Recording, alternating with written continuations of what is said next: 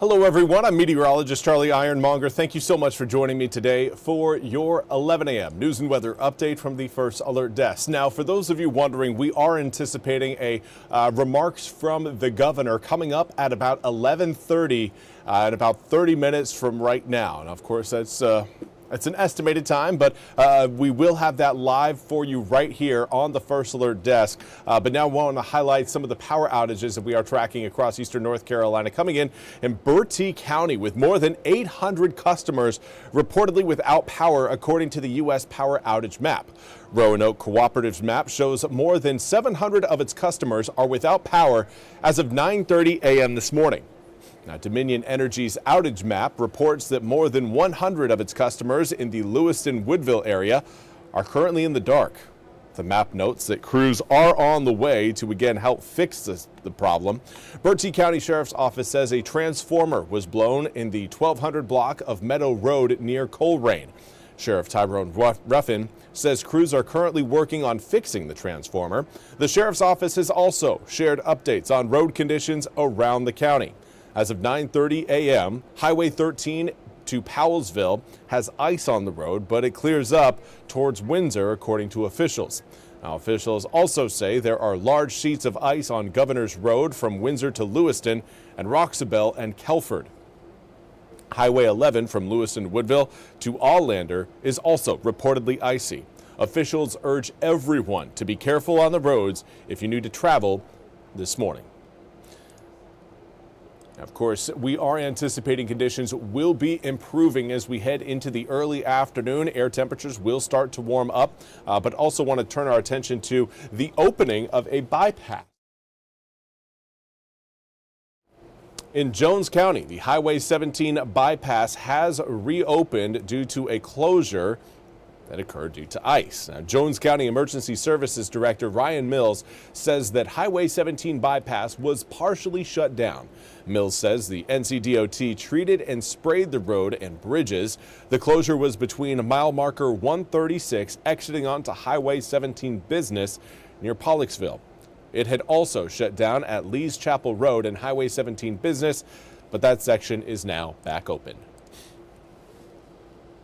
And now let's turn to your weather forecast. Of course, the rain and freezing rain and sleet is turning a little bit more spotty, which, of course, that along with rising air temperatures will help remove this wintry, I don't know, say wintry forecast, but it's just wet conditions, at least at this point. It'll keep those drops from turning into ice as they hit the ground once we get air temperatures again above 32 degrees. And right now, the last place in eastern North Carolina that was kind of seeing snow, areas around Roanoke Rapids.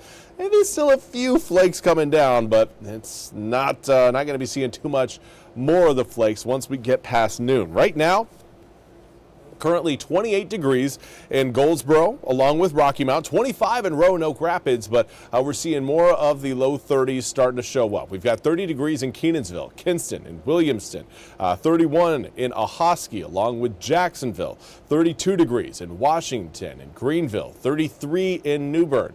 Again, there is rising temperatures for many inland areas that will eventually take us well above freezing and keep us above freezing overnight tonight into tomorrow morning. So this is good news for those of you who may have had stuff you need to do today. You can still do it. Just wait till the afternoon. Once those air temperatures get above 32 degrees, your risk of running into icy spots gets far, far lower. Of course, not seeing any ice along the Outer Banks. In fact, 64 degrees right now in Hatteras is really highlighting just how crazy of a system this truly is. The fact that we've got the mid-60s and the mid-20s all present in eastern North Carolina at the same time is wild, but it all has to do with wind flow. Hatteras is one of the lone spots that's seeing a very steady southerly breeze. It's bringing those air temperatures up. The rest of us dealing with more of a northerly breeze. Now, do want to again over some of the questions we have been tracking. Candace asks, how are the roads between Vanceboro and New Bern? Candace, right now, I do not have an exact report for that location, but I do know that air temperatures for those spots are getting above freezing. So at this point, I would say give it another hour or two by 1 o'clock, you should be looking again at wet road conditions, not icy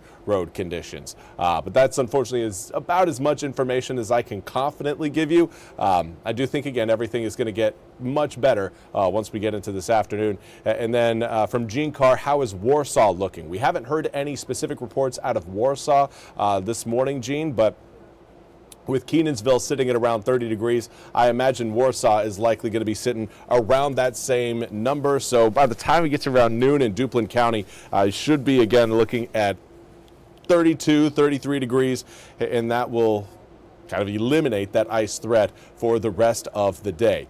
Now, again, I really want to highlight, this is your midday planner. I think this is going to be the most important thing we see today is the rise in our air temperatures, going from, again, the low 30s. Right now, we're in the upper 20s to low 30s across many inland areas. Obviously, those of you watching in Hatteras are just laughing at us, and it's not that cold here.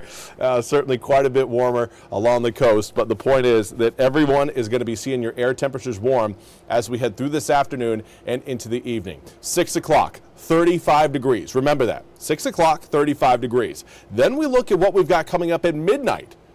39 degrees. So it's not just a little bit of a warm up. No, it is a full on, we're talking 3, 4, 5 degree warm up across eastern North Carolina overnight tonight into tomorrow morning.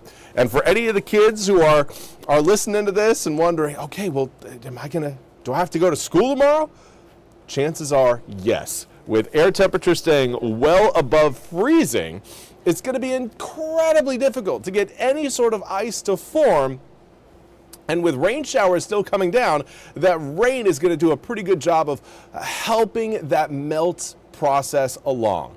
So not, again, anticipating anything that's going to be sticking around from tonight into tomorrow morning. It's pretty much we've got today, and that's going to be washing away all of the ice that we have seen accumulate. Certainly not everybody has seen ice, but there are certainly inland areas that have had some icy spots, particularly as we checked in with our very own Elise Sandlin at our last hour. She said, yeah, sidewalks are very much still super slick. Roads quite a bit better, but sidewalks, if you're doing any walking, use some caution out there for at least another couple hours. Now, later on this evening, again, you'll note we've got more rain heading our way, but by 9 o'clock, it's looking like it's going to be coming down as just that, rain showers. And remember, we get warmer overnight tonight into tomorrow morning, so that threat of ice really kind of goes away once we get to around sunset tonight. I've got a question from Lindsay Walker about Martin County.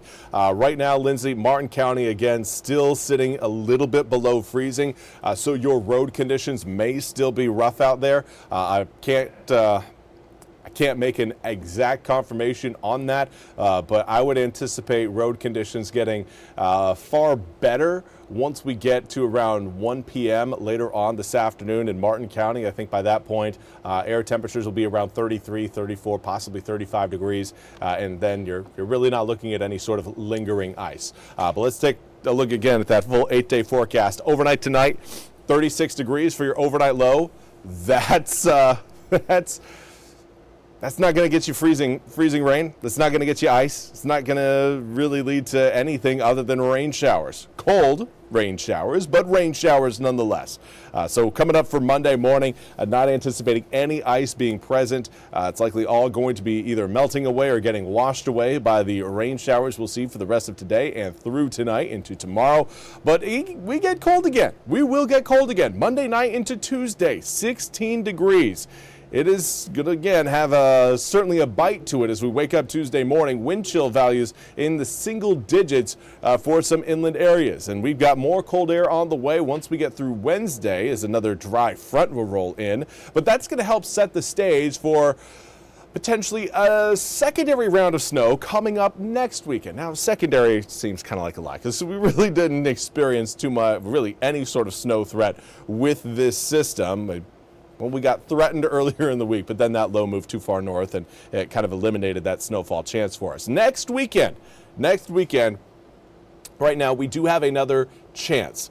But if we can gather anything or take anything from this past week's forecast, it's that the adjustment of a low pressure system by about 20, 30 miles can have a massive impact on what we see here in eastern North Carolina. Whether it's snow, sleet, freezing rain, or rain, the position of those low pressure systems essentially means everything to our forecast here with regards to winter weather.